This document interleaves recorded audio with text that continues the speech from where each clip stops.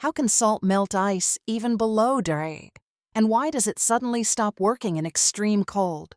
Pure water freezes at 0 degrees Celsius, but when you add salt, you lower the freezing point.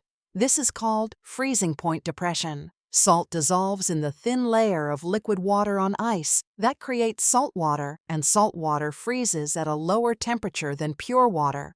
So the ice melts, even below zero. But here's the catch. Regular road salt only works effectively down to about -9 degrees Celsius to -10 degrees Celsius. Below that, the salt water can't stay liquid anymore. It refreezes. That's why, in extreme cold, cities use calcium chloride. Instead, it works at much lower temperatures. So salt doesn't heat the ice. It changes the chemistry.